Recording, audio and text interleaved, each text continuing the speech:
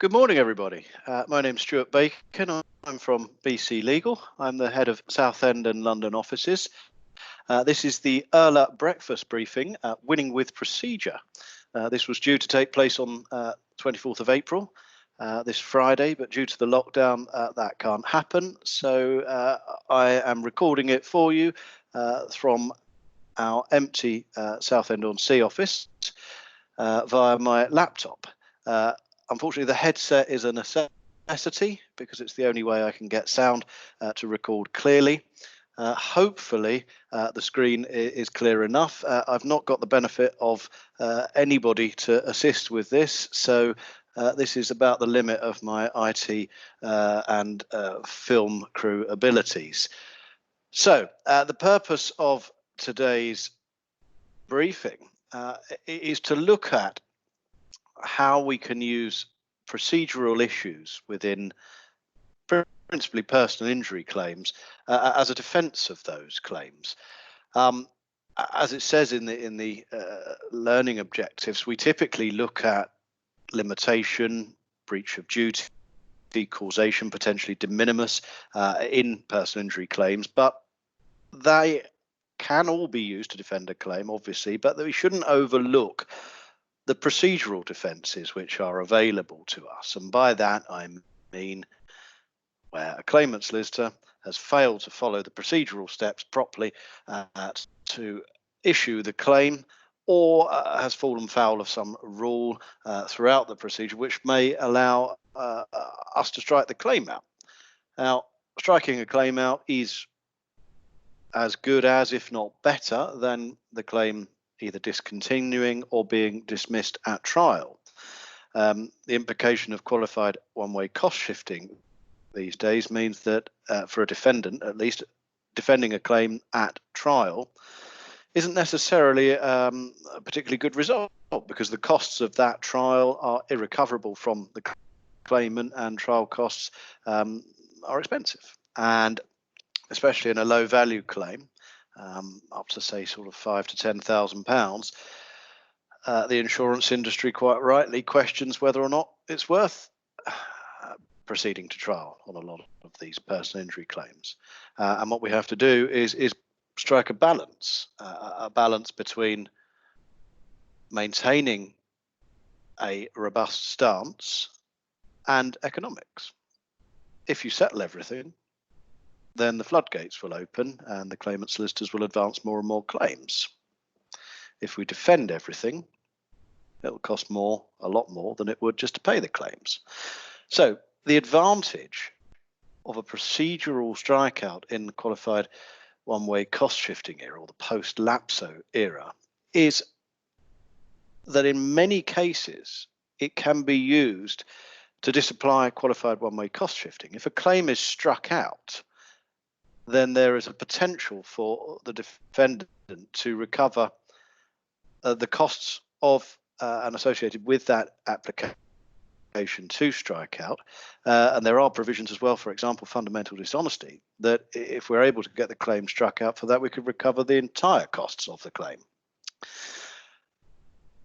So it's obviously quite a wide topic. I didn't want to go through, and I don't think it would be any use for people to go through the CPR, so procedure rules, in depth. Equally, I don't think we need to do an in-depth analysis of the case law surrounding a lot of these issues.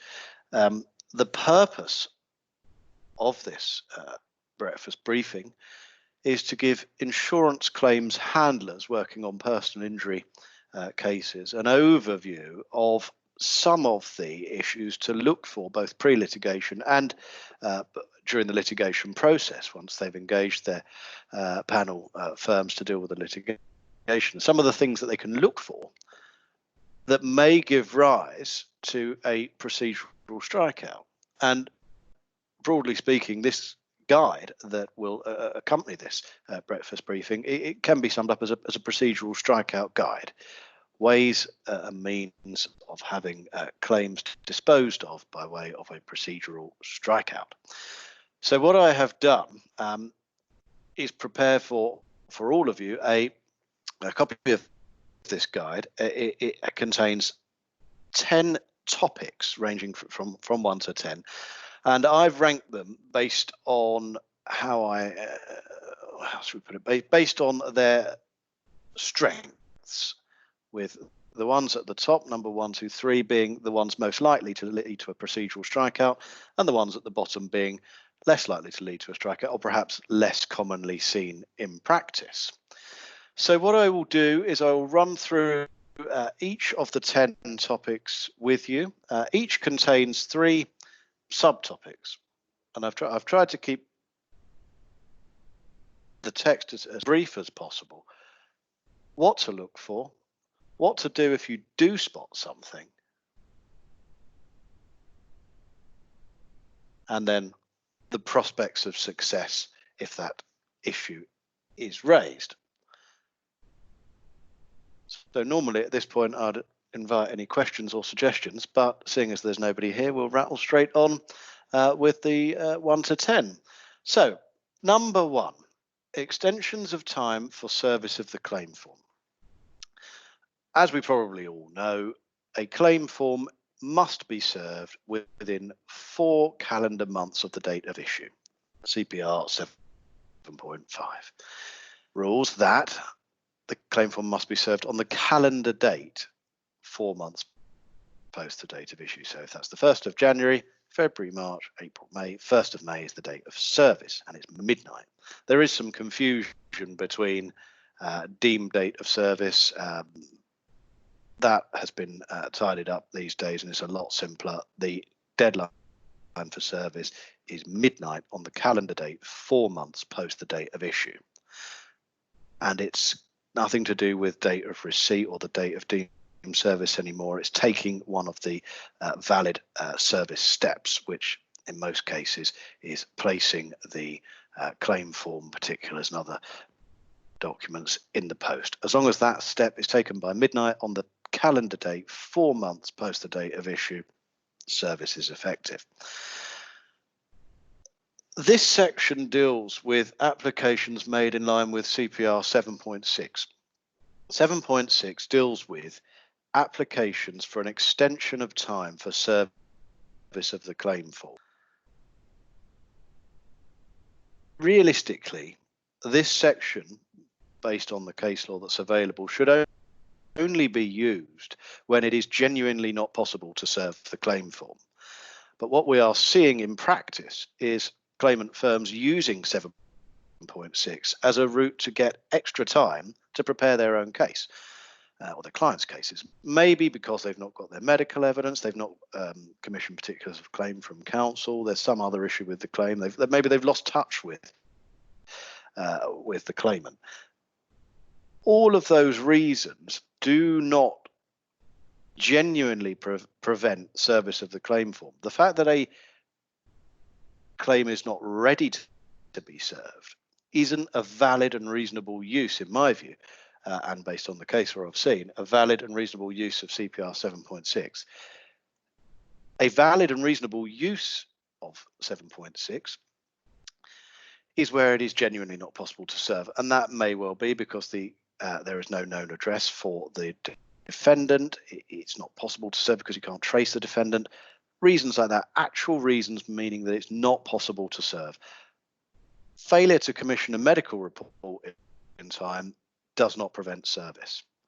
A defendant being dissolved does not prevent service. We'll go into that's actually a separate section within the training, and we'll go into that later. But in a nutshell, there are quite few or limited reasons where it is genuinely appropriate to use CPR 7.6. Now, what you need to be looking for when this happens is an order sent to you via the CCMCC saying that the period for service has been extended by X number of months. Hopefully, you should receive service of that. If you've nominated panel solicitors, they should receive service of the order from the court. Problems arise, however, when your insured is a dissolved entity and the order granting the extension of time for service of the claim form is served at an empty building because the company no longer exists. It's served at an empty factory somewhere. Nobody forwards it to you and you don't know about it. In circumstances like that, you need to be aware of the deadlines on your claims. You know roughly when limitation is due to expire, and you know roughly that 4 months after that date is the last date you should be receiving service of the claim form. My recommendation is that you diary, and you probably already do this, you diarise those dates. And when you get to those dates, you contact the claimant solicitors and you inquire as to what's happened. As soon as you get wind of any application to extend service of the claim form, you must, or I recommend that you request a copy of not only the order that's been made, but the application making the order. It's actually a requirement under CPR that if an application is made without notice, which is what this is, an application without notice to extend the period of time for service of the claim form. And they are entitled to do that. That's how these applications work. But going back to the original point, if that happens, CPR says that the claimant or the party who made the without notice application must serve the resultant order and, importantly, a copy of the application that led to it. And that gives rise to the 7-day period, which is available as of right to set aside or vary any order that results from an application without notice. The relevant CPR is 23.9 and 23.10. In my view, that 7-day period, the clock doesn't start ticking until you receive service of the order and the application. How can you decide whether or not it's reasonable to set aside or vary an application, an order that sprung from an application you've never seen? Because your application to set aside that order, granting the extension, the prospects of success depend largely on what is contained within that application. If the evidence attached to the application says we could not serve because of X, Y, and Z very reasonable reasons that genuinely mean it wasn't possible to serve on the defendant, then I would not recommend that you apply to set aside that order. But if, as I have seen on many occasions, the order says the claimant is not able to serve because the claimant hasn't got medical evidence yet, or the claimant is not able to serve because the claimant hasn't been able to obtain particulars of claim, or the claimant thinks it would be sensible for there to be an extension to facilitate settlement negotiations, any of that is misleading the court. If it says in the application that service is not possible because of some reason which is not reasonable, then that gives rise to the possibility of an application to set aside that order. Now, the importance of setting aside that order means that if the order that gave rise to the extension of time for the extension of time for service of the claim form is set aside, then there is no extension. It goes back to the original 4-month period for service.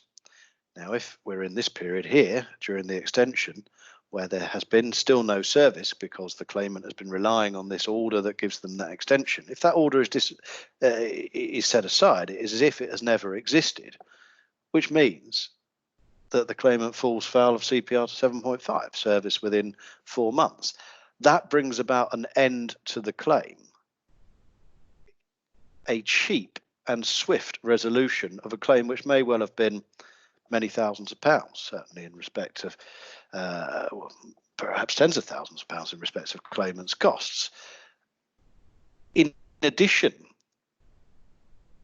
if a claim is struck out as a result of failure to comply with 7.5, it is highly likely to give rise to at least the possibility of a wasted costs order, which means that we can enforce the costs of our application against the legal representatives of the claimant's legal representatives.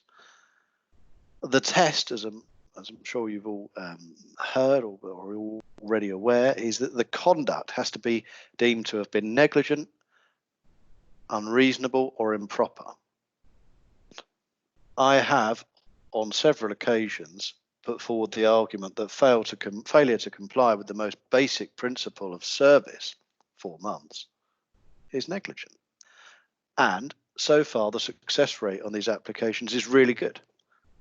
We are recovering wasted costs from claimant solicitors personally and disposing of claims in a sort of pre-lapso type arrangement where we can get rid of the claim and get our costs back.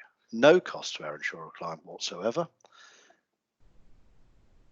In the modern post-lapso world, that really is probably one of the best results that we can hope for. So that's why that's number one, because it's relatively common. Keep an eye out for those orders. Anything extending the period of time for service of the claim form should be treated with suspicion. I've not yet seen a reasonable application made. There will be reasonable applications, of course, but normally the application says something not particularly valid. We haven't got medical evidence yet, so we can't serve. Not true. If you haven't got medical evidence, what you do is you serve your claim and you seek a stay to get medical evidence. Moving on to failure to serve the claim form at all. Now, this ties in with the first point. Obviously, we've already been over the fact that the claim form must be served within 4 months. Service is not valid if it's served upon an insurance company, or if it's served at the wrong address, or if it's served by email when service isn't accepted by email, or service upon one of your panel firms when you've not nominated a panel firm. The claim form should be served upon either the defendant or, if solicitors have been nominated, your nominated solicitors. Otherwise, service is ineffective. So what do we do if we are faced with a situation where a claimant solicitor is telling us that service has been affected, but actually they've served it upon you as an insurance company, or they've sent it to one of your panel firms because that's what they did last time? They consider that the claim still proceeds.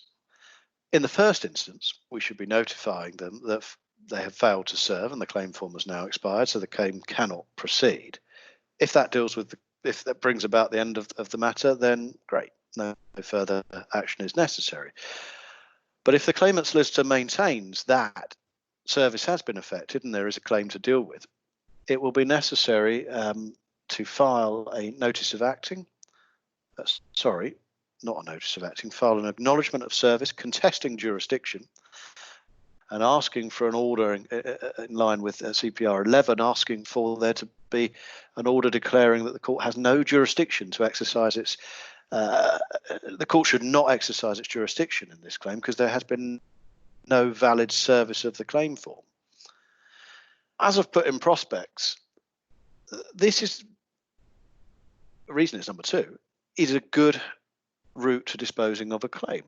The courts are strict on the rules of service.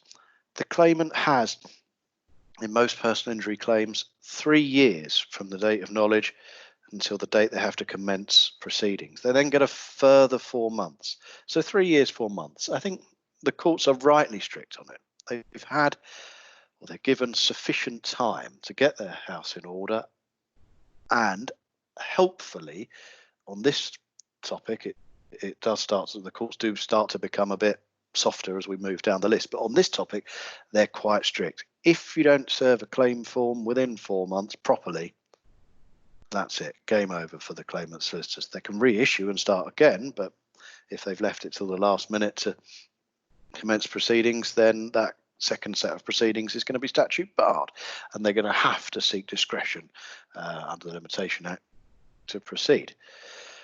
So this section, or number 2, failure to serve the claim form within 4 months, is an example where courts, an example of the courts actually looking to preserve that minimum standard of service. A lot of the work I've done over the last few years on these procedural type applications has been trying to get the courts to accept that we should preserve the minimum standard of service. And then when I say the minimum standard of service, I'm referring to the claim form, properly completed and served at the right address. It's not a particularly complicated form. It's 2 pages. Put the defendant's name on it and sign it. Particulars of claim, medical evidence, and a schedule of loss. 4 documents, typically. Often not even necessary to file a schedule of loss if there's no special damages or future loss claims.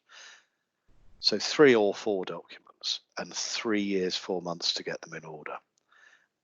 The courts have been strict and consistently strict on the first 2 points, which is basically 1 point. They're quite strict about the claim form. They're relatively strict about the particulars, and we'll look at that further on. They've been less strict about medical evidence, and from memory, that is another topic further down. But coming back to the original point, the courts are quite helpful with preserving the minimum standard of service, certainly in respect of the claim form. So prospects are good.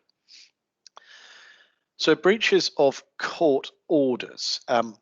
I'll jump away from this for one moment and say that a lot of this comes from the case management powers that are available to the courts, and specifically their powers to strike out a statement of case, which are contained at CPR 3.4.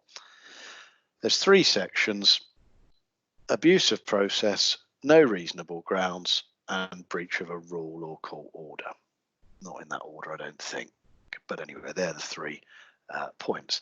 This here is CPR 3.4C. I think it's the final one. Breaches of court orders. So this is quite a wide issue. Now, obviously, we've probably all seen unless orders, an order which says, unless you do X, Y, and Z by such and such date, your claim will be struck out. They're pretty straightforward. We put that unless order date in the diary. We know that by the time we get to that date, unless they've done the X, Y, and Z thing, their claim is struck out without further order. But even if there isn't such a strict provision within a court order, an automatic strike-out provision, breach of a court order is a serious failing on the part of a party, and the sanction which applies depends on the severity of that breach. But I won't go into all of Denton and all of that, because that's outside of the scope of this discussion. What I will say today is for the first part of this is what to look for. Look for any court orders that arrive on a claim, whether that be pre-issue, such as those extension orders, or whether that be during the litigation process. And I think as insurance handlers, your panel firms should be providing you with copies of court orders with their regular updates. And I think it's always helpful for the insurance handlers to have a good working knowledge of these issues, and for a second pair of eyes to be looking at these court orders. So what do? The advice that I give is to scrutinize court orders carefully. And they're not long, typically. Just have a look at the provisions and read them and reread them and see what they actually say. So here's an example from a case. Very short order, 3 points. The claim is stayed for 4 months. Upon expiry of the claim form, I should read what it says. Upon expiry of the stay, the claimant will file medical evidence, particulars, a schedule of loss in support of their claim within 14 days. 28 days thereafter, the defendant will file their defence. So, in this case, the claim was stayed 3 days before the 4-month service period expired. So that meant that service of the particulars and other bits and pieces was due to take place 14 days after expiry of the claim form. The claimant served the claim form on associated documents 13 days after the stay was lifted.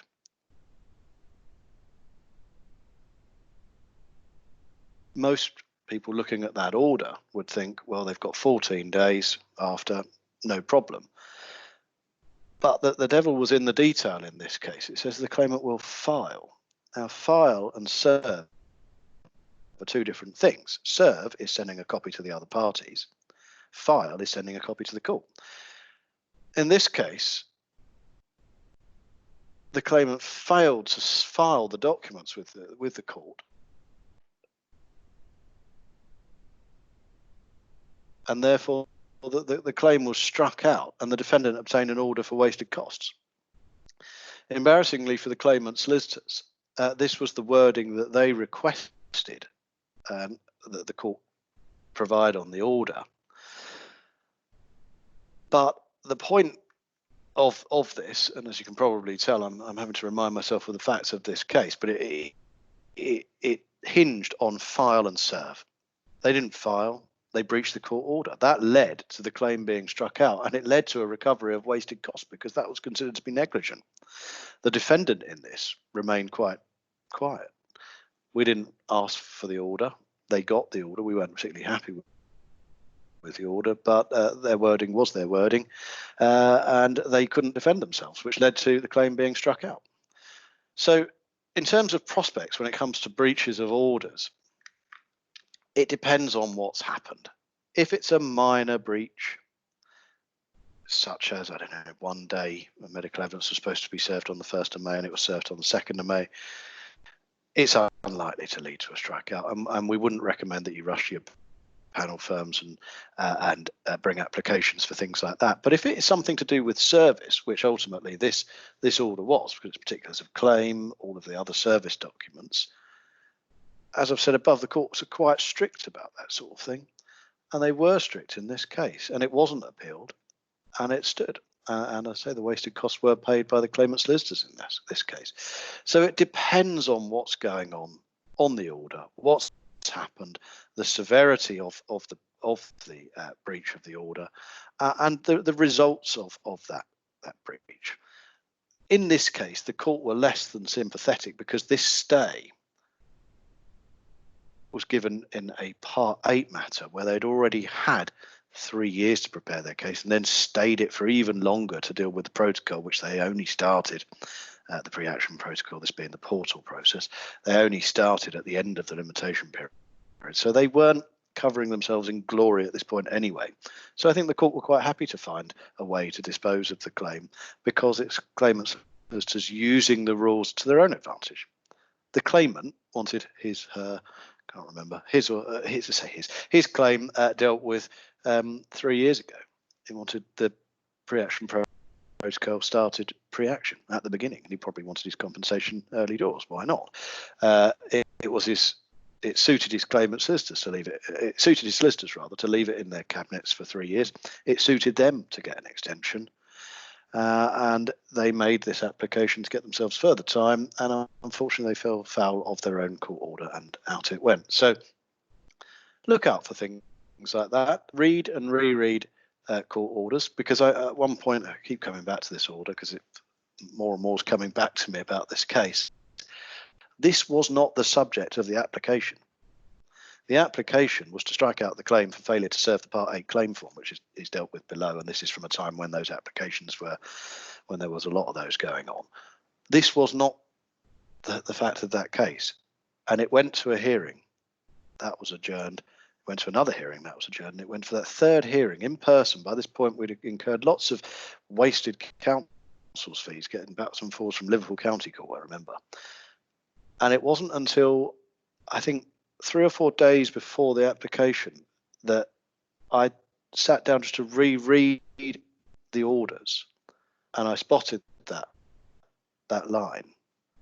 That then changed changed the direction of the application to make it an application for failure to serve. It was always a strikeout application. It had its prospects on its own failure to serve the claim form, Part 8 claim form issue. but those weren't guaranteed at that time. And they aren't at all now, which we'll come on to. But this one line, these four words, or the claimant will file, sealed the deal, and that disposed of the whole claim. The claimant still took it to application hearing, but the judge agreed with us that you cannot interpret those words in any other way. And I should add that was missed by two different barristers who worked on it. It wasn't picked up, may have been picked up by the claimant, but they didn't point it out, of course. Two different barristers who worked on the claimant, and I accept I missed it early on as well. But when we got to that almost final hearing, spot those words, re-scrutinised the court order, and it disposed of the whole thing. So in a long-winded way, I am saying read and reread the court orders. What may appear to be really simple at first glance actually might give rise to a really strong defence of the claim. So what to do? Scrutinise your orders and prospects. As I've already said, it really varies depending on what the court order says and the severity of the breach. Fundamental dishonesty. Now, this really is a whole training, seminar, briefing, whatever, in its own right. There's a lot going on here. In a nutshell, if you can establish that a claimant has been fundamentally dishonest, you can disapply qualified one-way cost shifting and you can recover your costs. You can also now, in accordance with the Criminal Courts and Justice Act 2015, Section 57 of that Act, dispose of the entirety of the claim if there is fundamental dishonesty on any point which goes to the root of the claim. Now, the leading case, which presumably I put in these notes, maybe I didn't. I did. LeCog and Seinfeld 2018. This is the London Olympic Committee organising group, something along those lines. Forgive me, I'll put it in the final version that comes out to you.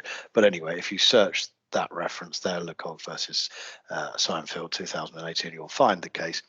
In that case, it was considered that exaggerated or fabricated claims for gardening expenses went to the root of the claim, and by application of Section 57, the whole claim was dismissed because of the fundamental dishonesty on that one point, not just the gardening expenses claim. So that's really useful for us because it means that if we can establish fundamental dishonesty on pretty much anything, there is a good chance that we can establish that can go to the root of the claim. It's a fine line between exaggeration and fundamental dishonesty. As I'm sure we're all very experienced in, claimants tend to exaggerate their losses on schedules of loss, and the figures they accept after negotiation tend to be considerably less than that was presented with the original claim form. That's not fundamental dishonesty. That's optimistic claimants, but it can become fundamental dishonesty. And I think that given the LeCog example, there's a good chance that we could use some of these in future claims to dispose of claims in their entirety.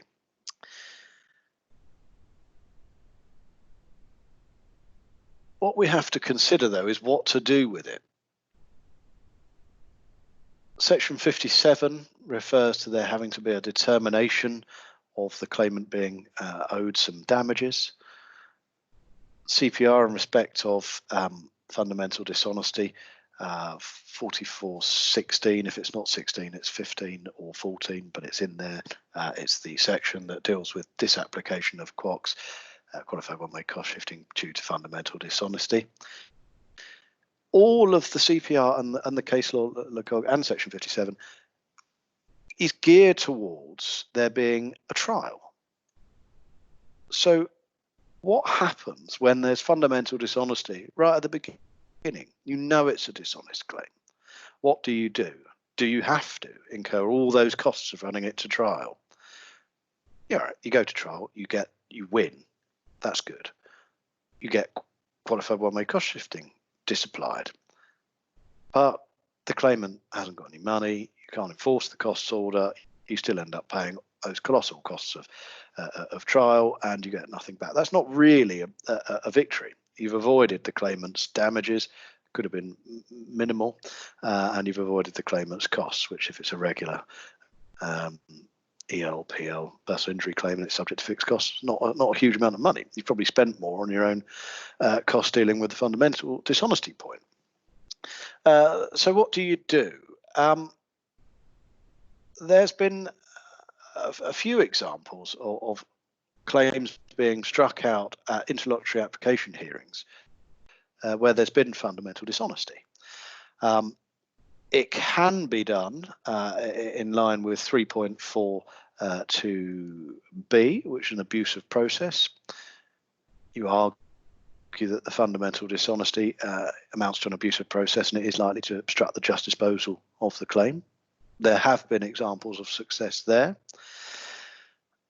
The problem is that the courts, because it's an issue upon which the claimant needs to give evidence, the courts and judges are very reluctant to deal with this at interlocutory application hearings. So I think it requires a bit of thought. And in my view, I think actually an alternative and a better alternative is to bring a two-pronged attack, if you like. Makes it sound more exciting than it actually is, but a two-pronged application.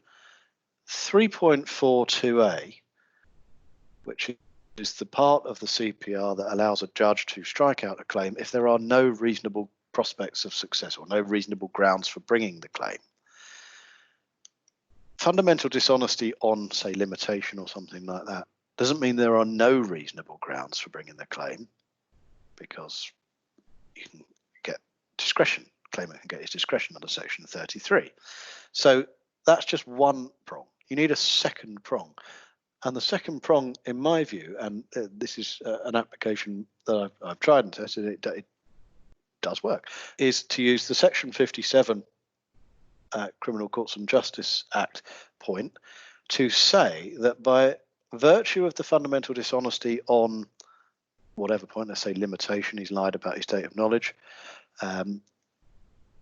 renders the claim to have no reasonable grounds for being brought.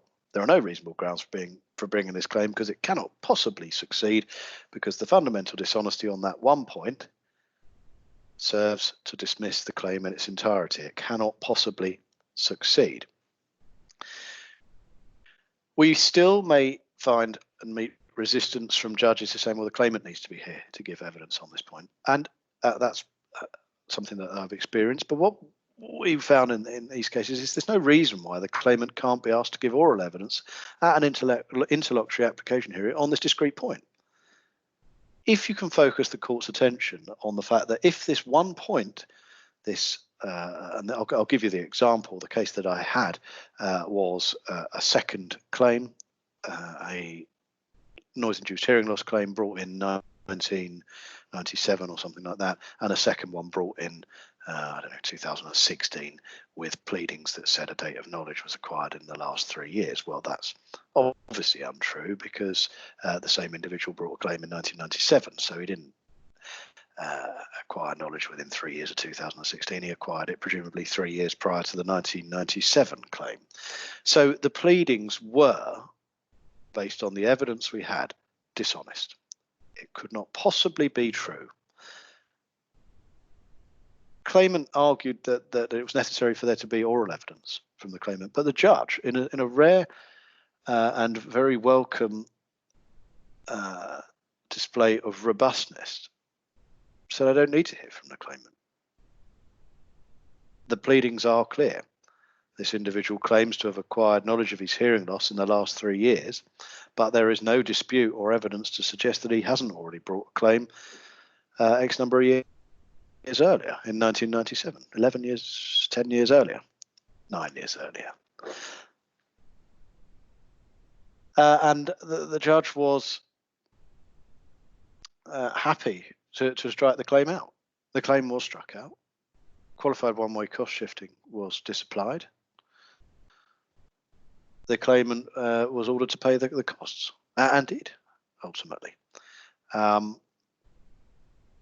We proceeded with an application for wasted costs against the claimant's solicitors, in the thought that the pleadings had been drafted by those, because it did appear from the evidence that was before us that the claimant wasn't particularly aware of what was going on and had just followed the advice of his solicitors, but the court didn't want that. They weren't having any of it and said, well, we're not going to order them to waive privilege, so therefore they cannot defend themselves, and there's not sufficient evidence of wasted costs, so the claimant had to pay, ultimately. So in terms of disposal of a claim, a good result, whether it's the correct result for claimants to be left personally responsible when they have relied on the advice of their solicitors, I don't know, but that is a common problem that we encounter with these wasted costs applications, where the claimant solicitors say, I can't tell you what happened because it's all privileged, so therefore we can't have an order for wasted costs. And the court seemed to allow that. And the default position, therefore, is that the claimant's left personally responsible, when all in the room are fairly certain that it's the claimant's solicitors that have caused this problem. Anyway, I've gone off topic on a separate rant, if you like. So prospects of success, I won't read through all of that. It depends on the point. If it's exaggeration, sort of normal optimism, shall we say, it's not fundamentally dishonest. If it's not particularly relevant to the case, if it doesn't go to the root of the claim, then you're not going to get the claim struck out. But if it's not relevant to the claim and it doesn't go to the root of the claim, then why is it in the pleadings? We've seen examples of untrue evidence in respect of hearing protection being provided. Obviously, that goes to the root of the claim because it leads to its relevant to breach of duty and noise-induced hearing loss claims. And we've seen, in my example, date of knowledge, untrue pleadings in respect of date of knowledge go to the root of the claim because it's obviously relevant in respect of limitation. So any lies in pleadings could well give rise to fundamental dishonesty. Then it becomes a judgment call for you as to whether you instruct your panel firm to sit on this information and deal with it at trial, or whether it's worth trying an abusive process application. There have been success and failures there, or whether it's worth trying a two-pronged attack with Section 57 and the no reasonable grounds provision. Or merging the two, you could bring an abusive process in the same application. That's probably wise. You don't have to pay twice. You may as well put it all in. My view is tackle it early on. Unless you know the claimant has the means and you know that you want to pursue them personally, I would tackle it early on, because success is cheaper. Even if you never get your money back, it's cheaper to do it at the beginning than it is to take it all the way to trial, succeed, get that order for qualified one-way cost shifting to be disapplied, and then you either choose not to enforce it because you don't want the reputational damage of pursuing a person, a member of the public, or you do want to enforce it, but you realise the claimant has no means to pay. Tackle it early on is my recommendation. Number 5, failure to respond to Part 18 requests or Part 35 questions. I mean, this is a fairly common issue in occupational disease. I come across it frequently in some of my general personal injury work as well. You put a Part 18 request to the claimant, it's either ignored or it's refused for unreasonable reasons. So what do we do? I mean, there's no specific sanction. You put your Part 18s, your Part 35s. There is no inbuilt sanction within CPR to apply when there's a failure to respond to any of these things. So you have to decide on what to do based on what's happened. Now, again, we're into number 5 now, so we're getting to the points where these are not certain, this is still a fairly common problem, but it's not one that is guaranteed to lead to a strikeout. If you send 65 Part 18 questions to a claimant asking every little thing under the sun and they refuse to answer them, if you take that to an application hearing and a judge looks at that, he is more likely to be critical of you than he is of them for not responding. A Part 18 request has to be limited to what is reasonably required by a party from the other, so that that party can prepare its own case. It just needs clarification of the pleadings. And the same with Part 35 questions. It's got to be, or they have to be, for clarification of that expert's report. It cannot be cross-examination. It cannot be an attempt to change the mind. If the claimant's medical expert has said that the claimant's occupational asthma is due to inhaling X chemical, you can't put a Part 35 question saying, do you think it's actually linked to inhaling, I don't know, to his smoking at home or something like that? What you can say, of course, is, have you considered any contribution from the claimant smoking or something like that? But the point I'm making, I'm going off topic, is you can't just ask them to change their stance. You agree, or you say Y, would you like to say X? That's not clarification.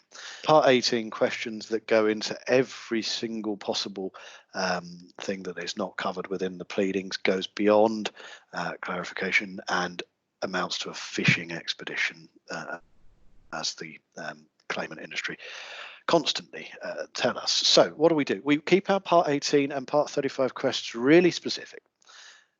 Focus on the things that you actually need to know. I know it's tempting to ask everything under the sun, and this applies not just to these Part 18 and Part 35 questions. This applies to the pre-litigation inquiries that insurers send out. Keep them focused. Avoid the cut and paste. I know it's tempting. Avoid the cut and paste of the pages and pages of questions, because they will get ignored.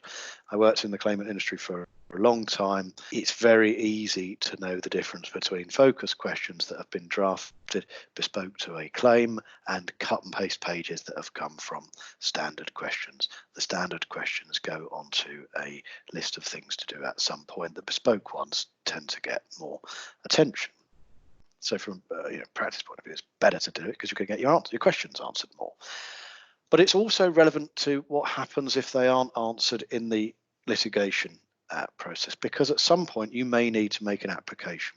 If you ask some very reasonable, focused, bespoke Part 18 questions that are necessary because the claimant's pleadings are inadequate, and you make an application to get an answer to those questions, you are likely to come away with a good result. Now, a good result in these cases potentially could be the claim being struck out. Realistically, it's going to be an unless order saying, unless the claimant replies to the Part 18 questions within 20 days, whatever, the claim is struck out. It varies. Some judges are not particularly helpful with these things, and they say that we should wait for witness evidence. Tactically, that might be a good thing to do if you feel that your questions might be answered by the claimant's witness evidence, and you feel that you can wait a little while, then wait. So the prospects of success, I say they do vary, and it depends on the reasons given. If you've served 50 questions and they've written back saying this is completely unreasonable, we're not going to do it, but you proceed with an application straight away, you'll probably lose and you'll probably end up with a costs order against you. If, however, you have a look at your questions and you trim them down to something a bit more reasonable and you send them back and say, I've done this, can you now answer? Then you're on much better footing to go to the courts and say they've not answered despite our trimming them down and keeping them bespoke and all of that. You'll probably end up with an unless order. I do recommend these applications quite a lot of the time, because I think that, this has its own separate section below, I think there are a number of claims in progress where the claimants just don't have any contact with their solicitors. or the solicitors have lost contact with their clients. So I won't go into it in too much detail because it is covered below, but it's very difficult to deal with those sort of claims. You can't necessarily get rid of them. You need to bring about some sort of terminal sanction, and failure to respond to an unless order, rather, dealing with Part 18 questions, gives a terminal sanction. And you need to be looking for these orders to say that unless the Part 18s are answered by whatever the date, the claim is automatically struck out without further order. You don't want an open-ended order, which means you have to go back for another order to ask for it to be struck out. Also, you've got to keep an eye out for these blanket refusals based on phishing. Sometimes they say it's phishing and everything's phishing and you can't have an answer. Well, that's unreasonable, of course. And information being privileged. Now, this is seen a lot of the time in the noise-induced hearing loss claims, and I'll use that as an example, but I'm sure it applies to lots of issues in all personal injury claims. If you ask for the date of a screening audiogram, you will inevitably receive a response saying, well, that information is privileged, you can't have it. I accept that the screening audiogram itself was obtained in the contemplation of litigation and the document is subject to legal professional privilege, fine. But the date it took place is not, in my view, and I have succeeded on this point several times now, is not covered by privilege. The reason being is that it is relevant information to limitation because it is the first step normally in these cases, and it's the first time at which there is normally the first time at which there is clear evidence that the claimant had commenced the litigation process or commenced the claims process. He had started his noise-induced hearing loss claim. So we had a lot of cases surrounding this point, but ultimately it got before I'm afraid I can't remember which circuit judge it was, but it got before a circuit judge, and the circuit judge made it very clear this was one claimant firm that was engaged in this a lot of the time, made it very clear to them that the date of the screening audiogram is not covered by privilege and that information needs to be given. Ultimately, the claimant solicitors went for I think to try and retain some what's the word, dignity, maybe, I don't know, not dignity, but you know what I mean, retain something. They went with the view of saying that the screening audiogram did not take place before a certain date. Well, fine. That was all I wanted, signed by a statement of truth. We just need to know whether or not the claim's out of time. So look for things like that. Don't necessarily, obviously some things will be privileged, but the date the claims process started shouldn't be privileged. Certainly the date of a CFA is not privileged. The document itself probably is. I'm actually, from a cost point of view, it's probably not. But anyway, that's outside the scope of this. The date the claims process started, the date things took place shouldn't be privileged. And that can lead to successful unless orders or potentially strikeout applications. So one final point on Part 18s is there seems to be some firms, you will put your Part 18 request and they will reply by letter in open correspondence saying, we object to your questions, but here's all the information you asked. No, that's not acceptable. All that is the claimant solicitor answering the questions without a valid statement of truth from the claimant. That is good evidence that they've either lost track with the claimant, potentially they're just making up the answers from instructions they've previously got, or that they don't want to commit their client to a statement of truth because they realise that it's likely to dispose of the claim. So we shouldn't be accepting open correspondence responses to Part 18 questions because that's not how Part 18 works. The practice direction or Part 18 itself, I can't remember which, says that it must be supported by a statement of truth. Simple. What I've been doing is when we get that is send it back and say, get your client to sign this.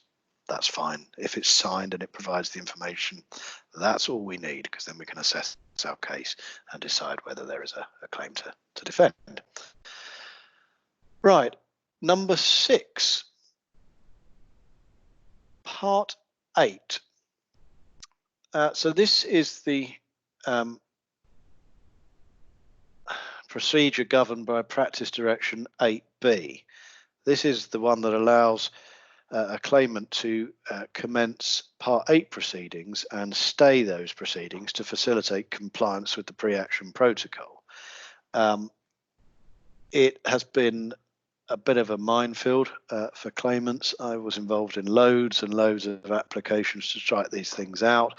It all got very, very messy. I'm not sure that the case law that we've got now is entirely fit for purpose, but we've got what we've got.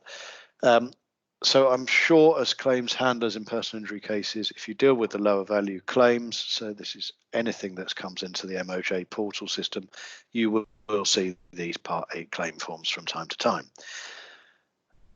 It allows claimants, in my view, to get a really unreasonable amount of extra time to facilitate compliance with the protocol that they should have started probably 3 years ago.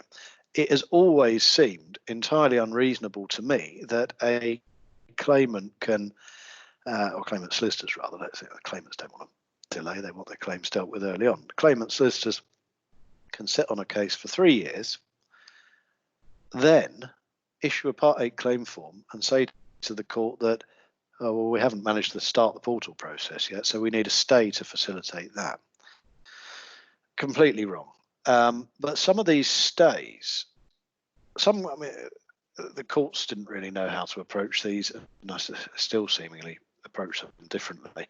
Some of these stays were open-ended, so the claimants were achieving orders that say that the claim is stayed indefinitely, so they can just sit on the claim for years and years and years, due to the fact that these were not served. And there was a load of litigation surrounding service of the Part 8 claim form and whether or not a Part 8 claim form should be served during a stay. My view was that the stay does not extend the period for service of the claim form. 4 months is 4 months. That was not a view that was shared by the claimant industry, and ultimately it was determined in the Grant versus Dawn Meats case that the stay does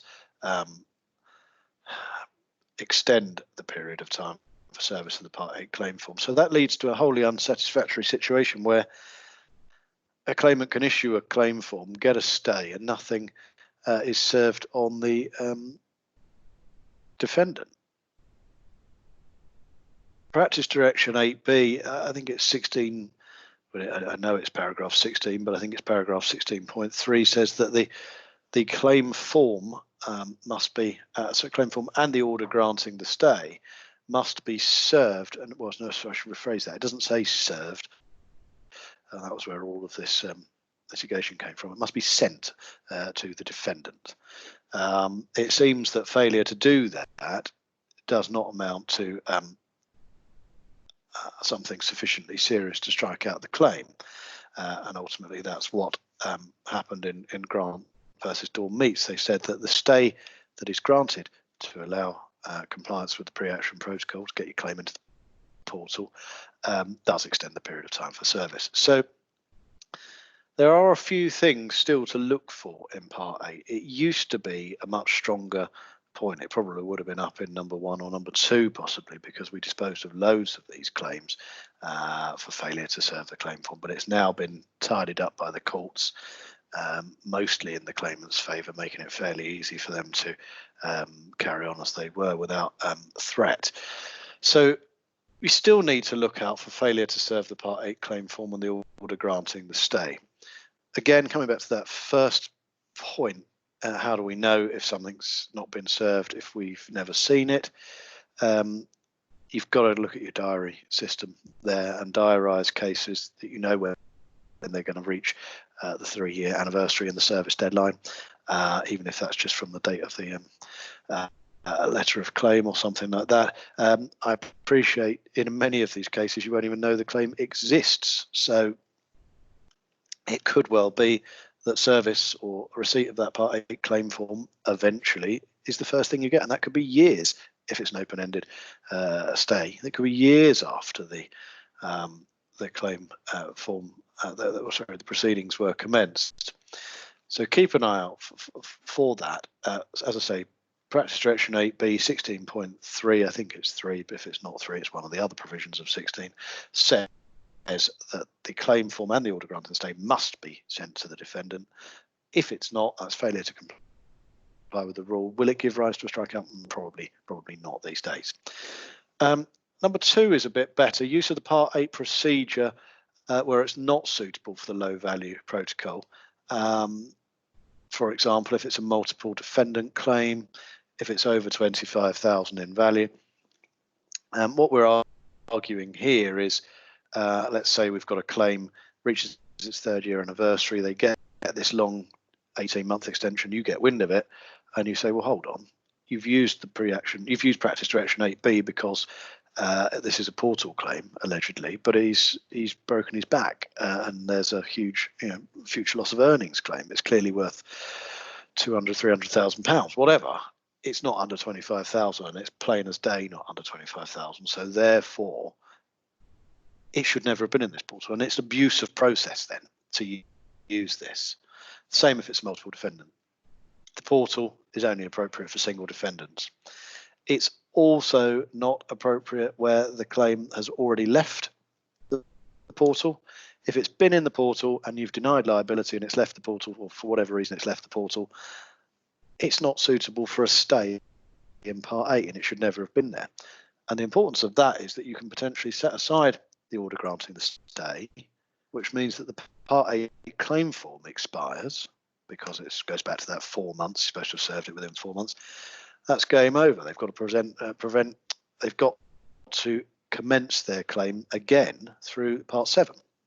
But it'll be statute barred, of course, and it'll be statute barred for reasons that are technical failings on the claimant's solicitor's part, which will be difficult, or make it very difficult for them to achieve Section 33 discretion. Section 33, we always look at prejudice on the defendants, but we also have to look at the other 6 or so reasons under Section 33.3, the first of which is the reason for the delay. If the reason for the delay is that the claimants couldn't be bothered to get the claimant solicitors couldn't really be bothered to get the claim in order for 3 years, then decided to chuck it in the Part 8 procedure to get themselves another 18 months when it was clearly worth 150,000. They are going to struggle to get over Section 33. So that could bring about the end of the claim. One of the other things to look for in these cases, it's a rarity, but if the defendant is not the defendant, the claimant, if the claimant is bankrupt, it shouldn't be in the process. You can do a bankruptcy search online. IVAs don't count as bankrupts, but if they are bankrupt, they shouldn't be in there. And the proceedings should be issued in the name of the trustee in bankruptcy as well, not in the name of the claimant. So I usually do those bankruptcy searches. They're free. They take 2 seconds. One day I'll find one. So the final point there is failure to lift the stay, and the claim no longer proceeds under the low value portal. So what is supposed to happen in the real and genuine and reasonable use of this is that a claimant has had an accident, he tripped over 2 years and 10 months ago, he walks into claimant solicitors and they say, oh dear, we've got to get you signed up and all that. We can't do the pre-action protocol, get your claims notification submitted onto the portal in time, so therefore we're going to issue the Part 8, get a stay, and then we're going to do it. That's fine. I've never seen anyone use it like that. They use it 3 years after instructions to get themselves another year, but that's besides the point. What is supposed to happen, though, is that the claim is, once it's in the pre-action protocol, in the portal system, it proceeds from stage 1 to stage 2 to stage 3. It only goes to stage 2 if liability is admitted.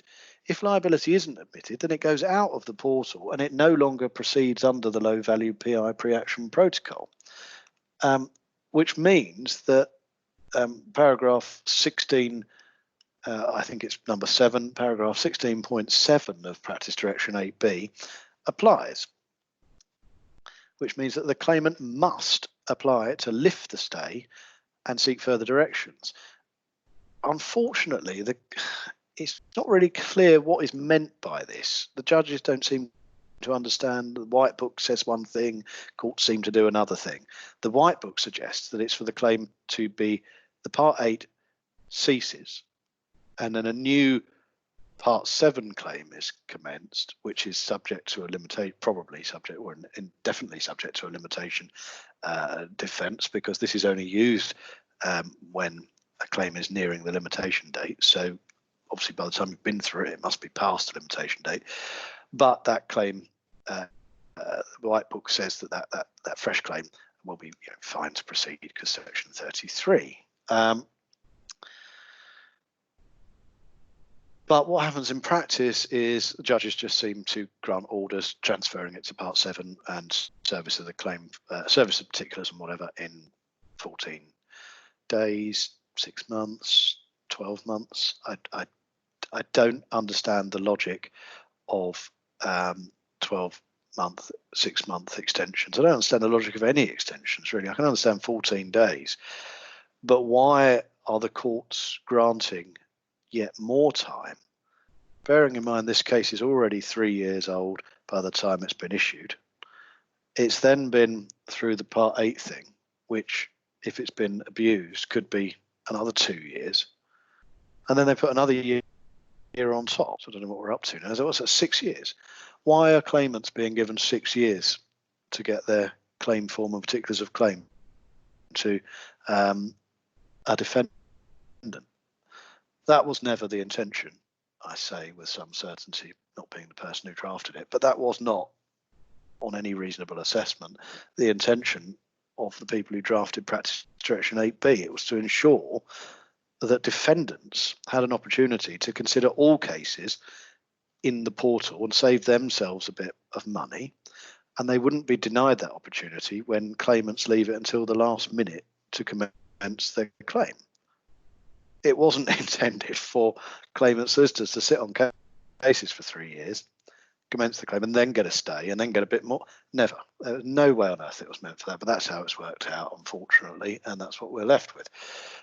So I've gone way off topic on yet another rant, and I apologise for that.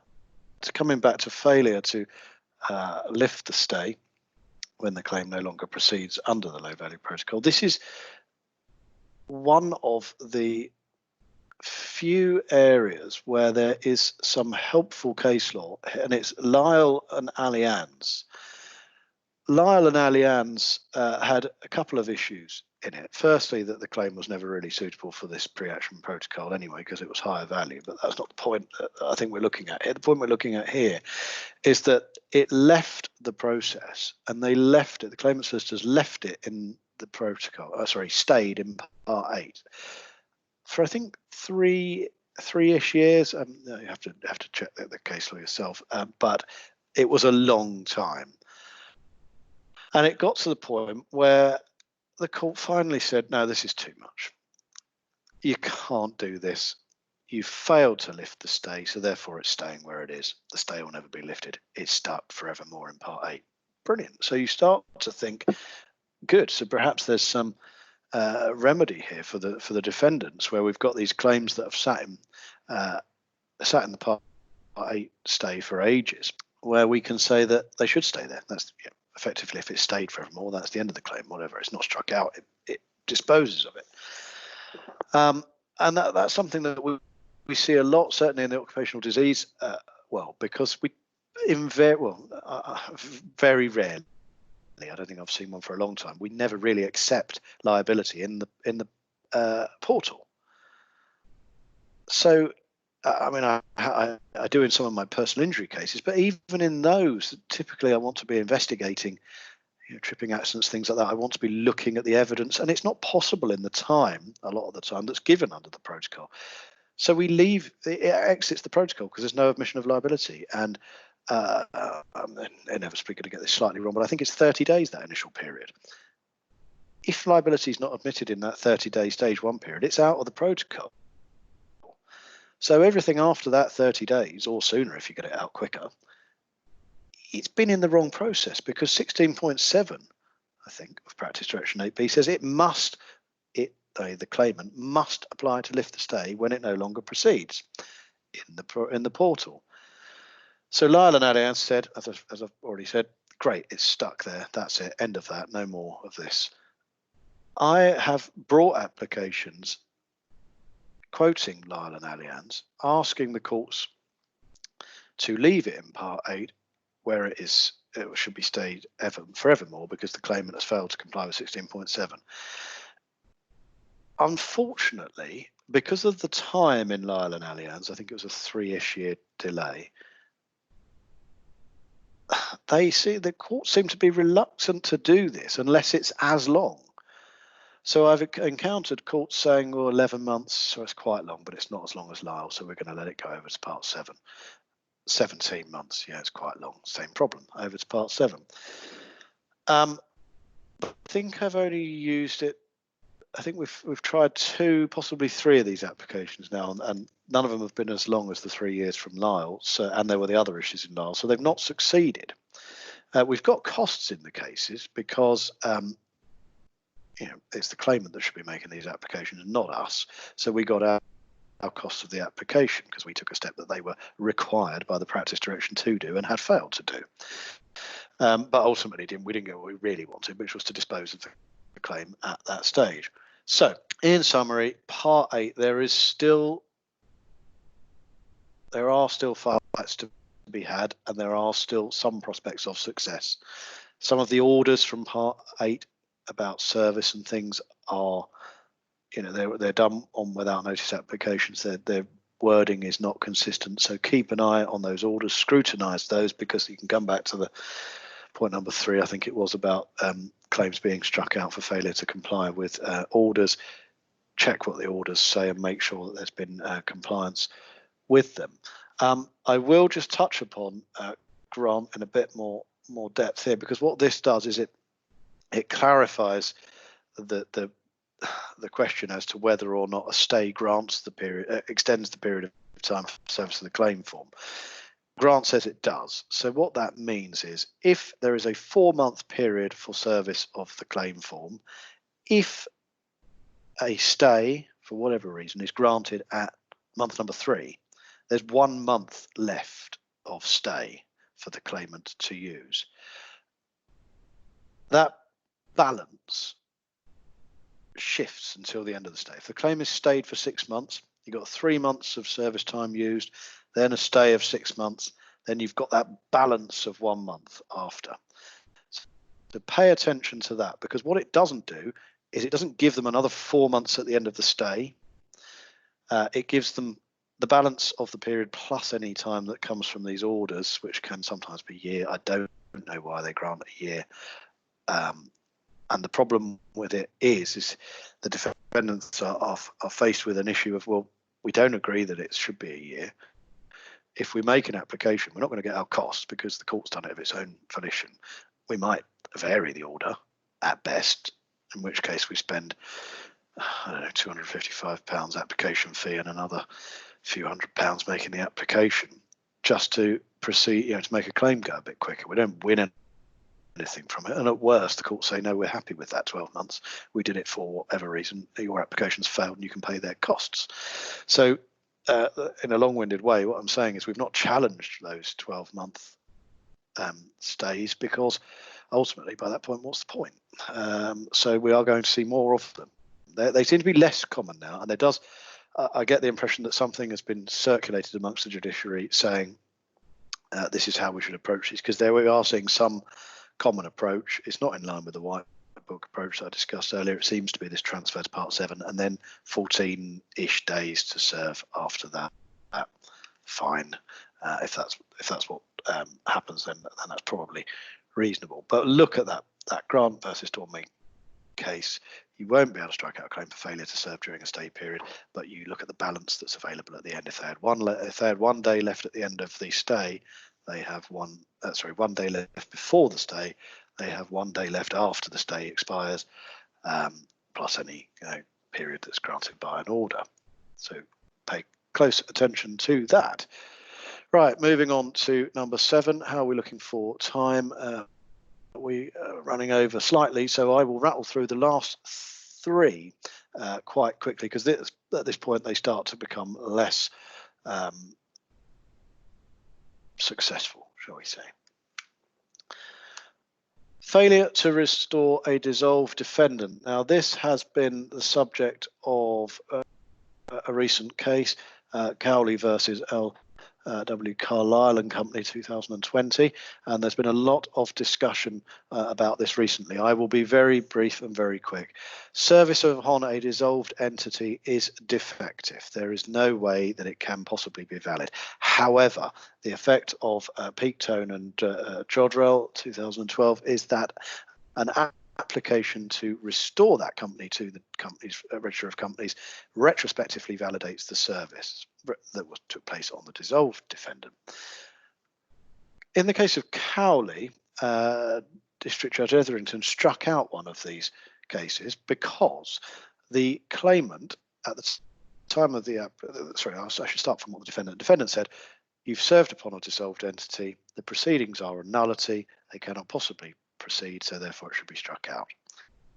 It got to the application hearing, and the claimant argued that, well, we're protected by Peaktone because when we commence the restoration proceedings, that will retrospectively validate our defective service, so we don't really need to do it. District Judge Etherington, rightly, in my opinion, said, well, no, you're only protected by Peaktone once you, this isn't exactly what he said, I'm just making a quick analysis of it. You're only protected by Peaktone if you actually commence those restoration proceedings. You haven't done that today, so they are, as they stand before me today, a nullity. Out they go. It went all the way to the Court of Appeal, and this is where it becomes complicated. In my view, the approach that DJ Etherington took was not approved. The court approved his powers. He had the requisite case management powers to make that decision. They didn't, in my view, say that that decision should be the one that should be taken in every case. They also confused the issue by saying that insurers and defendant solicitors can't be responding or can't really file acknowledgements of service on behalf of dissolved entities because they have a client which doesn't exist, so therefore now we're having to file notice of acting and things like that. I won't go into that in full detail. All I will say about these applications is they can succeed if you apply to strike out a claim for failure for service upon a dissolved entity. If it gets to the application hearing and the claimant solicitor still hasn't commenced the restoration proceedings, it will probably be struck out. But any normal, reasonable, sensible claimant solicitor will commence those restoration proceedings before the application, and they can rightly claim protection from Peaktone, which says once these are finished, we'll be fine because it will retrospectively validate it. Cowley, there is some guidance in the OTA as to what to do. The recommendation is that the insurance industry should be given warnings to claimant solicitors. You seek to pursue a dissolved entity. If by the time proceedings are issued, you haven't commenced the restoration proceedings, we will apply to strike out. That's, I think, the best that we can hope for, and we should be writing letters to the courts when they've served on dissolved companies and say that we gave them a warning pre-litigation. They haven't commenced the restoration proceedings, so now it should be struck out. Probably won't lead to many strikeouts. Most cases will be stayed. That's what the guidance says. Just going to see lots of stays, I think. But there may be more to come on this, but at the moment, probably not going to see many strikeouts, because the stance that some claimant firms were taking, we are completely protected by Peaktone, so we do it when we want. You can't do anything about it. That stance is, Cowley's drawn a line under that stance finally. So I think now we'll just start seeing stays, which is probably reasonable. Failure to serve particulars of claim. Particulars of claim must be served along with the claim form or 14 days after. But that 14 days after doesn't extend past the 4 months. The final date for service of the particulars of claim is the calendar date, 4 months post date of issue. You can apply for an order declaring the court should not exercise its jurisdiction because there's been a failure to serve the claim form. Prospects I've written very good. I'm not actually sure what that, because it's a strong-ish case, but it's something that's relatively easy to be rectified. We can just order the claimant to serve his particulars at some point, but nevertheless it's a failure to serve, one of the fundamental parts of the claim form. So the courts are quite strict with it. I think certainly make the application, I would say, reasonable-ish results, not probably very good. And as I say, it's number 8, so it shouldn't really be very good. Reasonable-ish, I think, is good with those. Number 9, wrong defendant, service address, TUPE issues. This is where we start to get into the very case-specific. These ones are very case-specific, and I won't go into them in much detail. It depends. The success rate depends on what they've done. If it's Screens and Co Limited and they issue on Screen Limited, they're going to be given an opportunity to resolve that at amend the name of the defendant at CMC or by way of an application or whatever. If, however, they've been told that they must issue on, they must serve upon, they must pursue Screens and Co Limited, and they serve a claim against Chair and Co at a completely different address, then it's a bit more serious. And if they've had clear warning, and ultimately they may be refused permission to amend it, and that could be the end of the claim. Correct address for service, absolutely the same. Registered office, if they serve on the last known place of business, that's probably fine. If they serve on the registered office, that's fine as well. If they serve somewhere completely different, they get it completely wrong, then probably a bit stronger. TUPE, transfer of undertakings persistent to employment. That's not the correct name of the regulations, but they've escaped my brain for the moment. But we all know what TUPE stands for. The correct entity in a TUPE transfer situation is the final employer. If they only pursue the first employer, then they have pursued the wrong entity. It again depends on the facts of the case. If they didn't know about the TUPE, then probably get away with it. But if you've made it abundantly clear that X Limited is the final employer, that's the one you should pursue, and they pursue someone else further down the line or in history, then potentially not going to survive that. So what's to look for the minor mistakes and things like that. Claimants are free to amend, adding or removing as many defendants as they wish. This is prior to service. Once the claim form has been served, and if limitation has expired, which it has in a lot of these cases we deal with, the claimant may only substitute a defendant, not add a defendant where there has been a genuine mistake. Prospects, basically what I've just said. The courts are unlikely to take the draconian step for a minor mistake, the draconian step of strikeout, that is. But if it's a very serious or complete, negligent mistake, then they might. And the final one that I'd like to talk about, and I touched upon it earlier, is disappearing claimants. This seems to happen more and more now. I guess it's a product of people being signed up 3 years ago through case management companies or whatever, and then claimant solicitors sitting on the case for 3 years. Never really understand why they do that. Just delays payment of their fees ultimately, but they do, and I suppose they potentially lose track with their claimant.